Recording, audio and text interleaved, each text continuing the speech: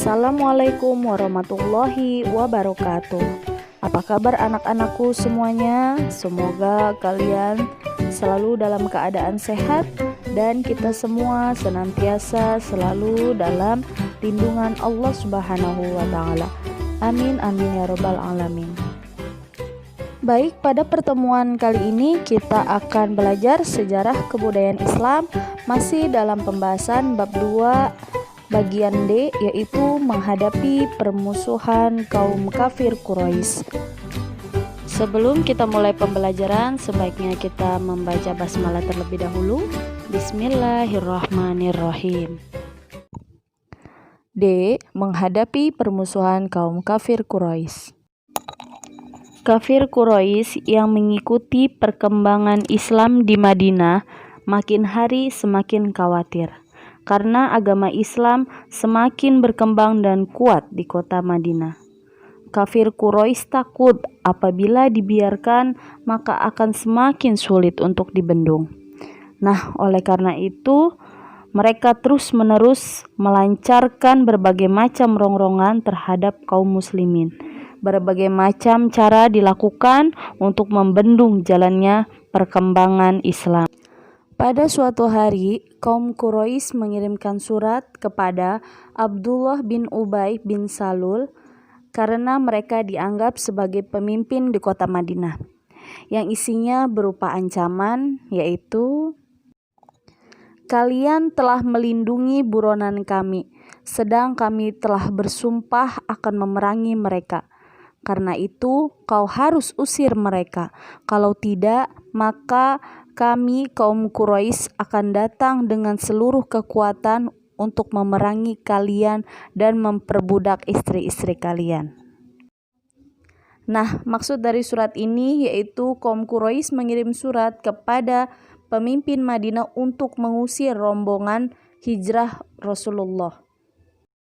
Selain mengirimkan surat kepada pemimpin Madinah, kaum Quraisy juga mengirim surat untuk rombongan hijrah yang berisi, "Jangan kalian merasa bangga karena lolos dan berkumpul di Madinah.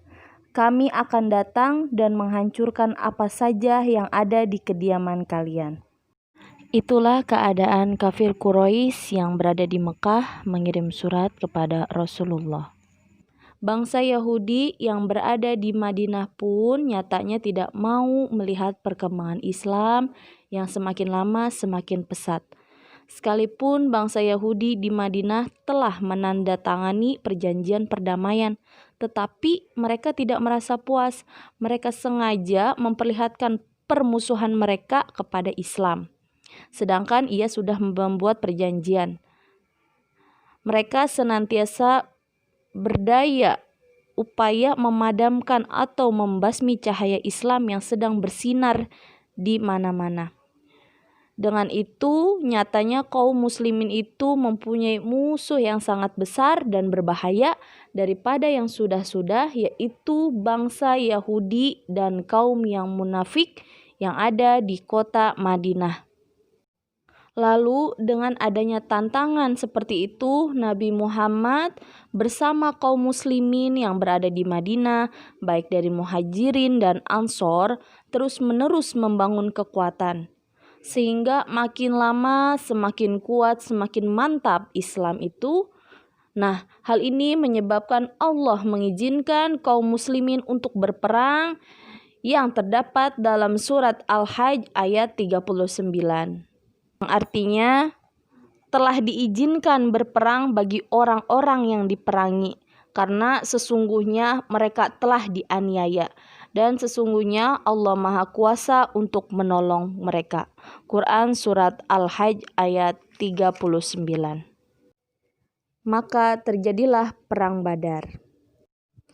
Perang Badar terjadi pada tanggal 17 Ramadan tahun kedua Hijriah, bertepatan dengan tanggal 8 Januari 623 Masehi.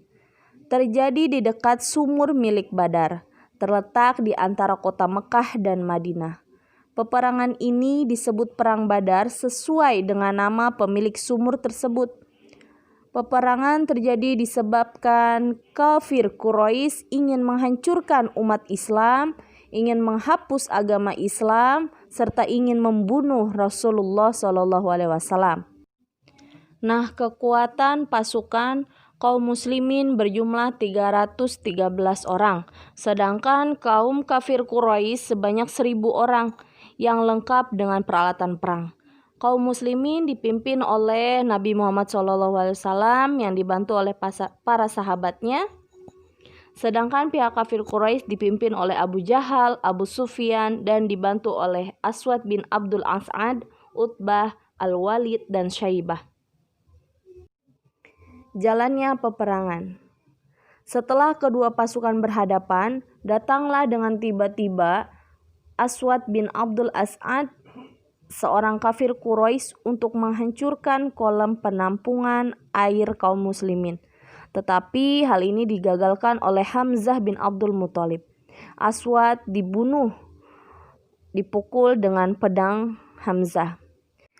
Selanjutnya dilakukan perang tanding 1 lawan 1. Dari pihak kafir Quraisy tampil 3 orang pahlawan yang bernama Utbah, Syaibah bin Rabi'ah, serta Al-Walid bin Utbah. Nah, dari kaum muslimin menampilkan 3 pahlawan, yaitu Ubaidah bin Haris, Ali bin Abi Thalib, dan Hamzah bin Abdul Muthalib. Dalam perang tanding itu, ketiga pahlawan Quraisy semuanya terbunuh seketika. Nah, pihak kaum muslimin yang mendapat kemenangan. Selesai perang tanding, dilanjutkan dengan perang campuh atau rame-rame. Kedua belah pihak saling menyerang, kafir Quraisy terjepit dan banyak yang mati. Dalam perang Badar ini, kaum muslimin yang mendapat kemenangan.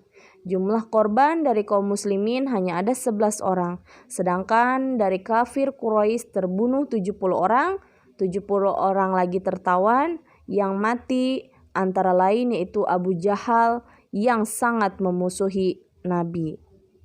Nah, setelah kalian mengetahui nama-nama tersebut, boleh kalian lihat kembali video perang pada minggu lalu. Perang Uhud. Perang Uhud terjadi pada pertengahan bulan Sya'ban tahun ketiga Hijriah, bertepatan dengan bulan Januari 625 Masehi. Peperangan ini terjadi di kaki Gunung Uhud, sebelah utara kota Madinah. Makanya perang ini dinamakan Perang Uhud. Kenapa peperangan ini terjadi? Karena kaum kafir Quraisy ingin membalas kekalahan Perang Badar, karena kekalahan ini merupakan pukulan yang sangat hebat, yang sangat memalukan. Nah, pada waktu itu kekuatan pasukan kaum muslimin berjumlah 700 orang, sedangkan kafir Quraisy berjumlah 3.000 orang. Dalam perang ini umat Islam dipimpin oleh Nabi Muhammad dan sahabatnya, sedang kafir Quraisy dipimpin oleh Abu Sufyan bin Harb yang didampingi oleh istrinya Hindun. Setelah kedua pasukan berhadapan, dimulailah perang tanding 1 lawan 1. Pihak kafir Quraisy dan kaum muslimin menampilkan 12 orang pahlawan pilihannya, yaitu inilah nama-nama tersebut.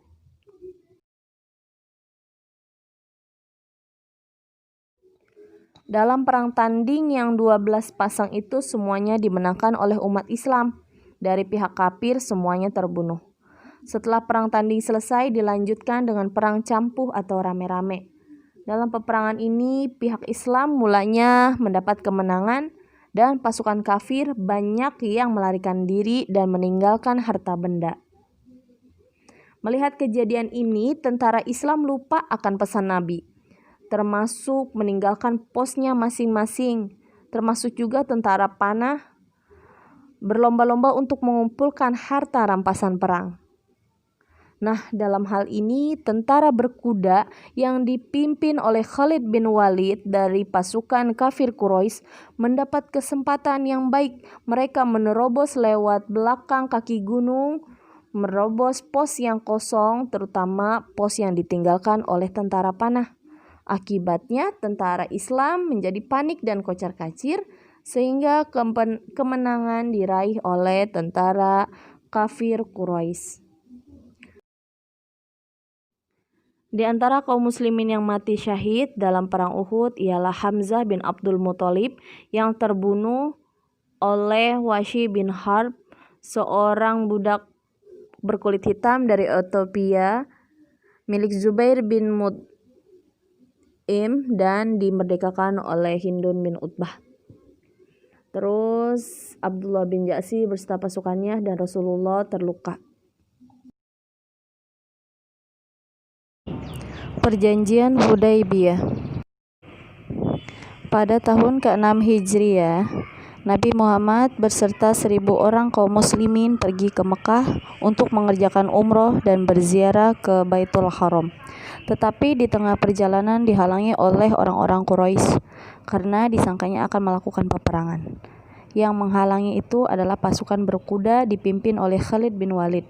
Tetapi dalam hal ini tidak terjadi peperangan karena kaum muslimin datang bukan untuk berperang tapi untuk berziarah. Akhirnya setelah diberi penjelasan oleh Utsman bin Affan, lunaklah hati mereka terhadap kaum muslimin dan terjadilah suatu perjanjian yang disebut Perjanjian Hudaybiyah. Berikut isi Perjanjian Hudaybiyah. Perjanjian Hudaybiyah. 1. Umat Islam dan kaum Quraisy tidak saling menyerang selama 10 tahun.